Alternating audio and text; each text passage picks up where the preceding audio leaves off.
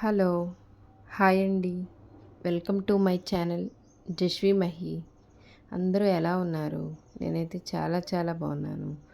ఈరోజు రాగి సంగటి ఎలా చేయాలో చూద్దాం. ముందుగా ఒక గ్లాస్ రైస్ తీసుకోవాలి.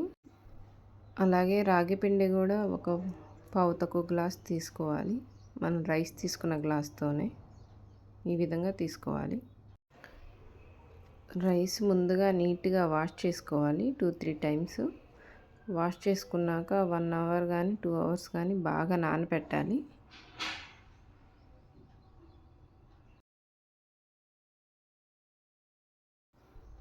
వన్ అవర్ తర్వాత ఈ విధంగా వాటర్ పోసి హై ఫ్లేమ్లో పెట్టండి.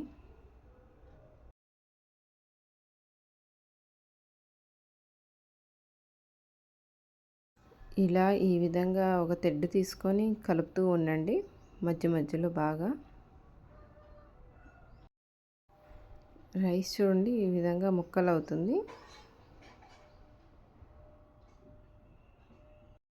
ఈ రాగి సంగటి తినడం వల్ల మన బాడీకి చాలా ఉపయోగాలు ఉన్నాయండి. బాడీ చాలా స్ట్రాంగ్ అవుతుంది. ఇది తినడం వల్ల కాల్షియం, ఐరన్, ఫైబర్ మన బాడీకి బాగా అందుతుంది. ఇప్పుడు రాగి పిండి వేసి ఈ విధంగా ఇలా తిప్పకుండా అట్లా ఉంచండి. జస్ట్ అట్లాగా మీడియం ఫ్లేమ్లో పెట్టండి.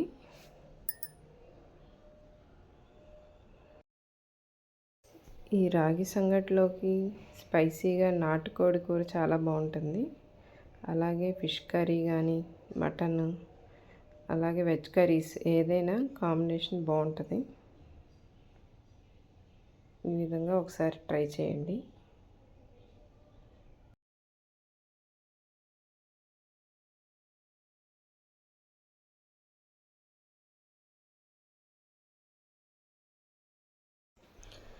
ఇలా ఒక 5 మినిట్స్ తర్వాత ఈ విధంగా తెడ్డుతో బాగా తిప్పాలి.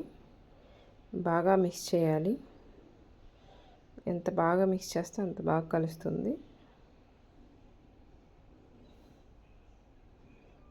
కింద అడుగు అంటకుండా చూడాలి.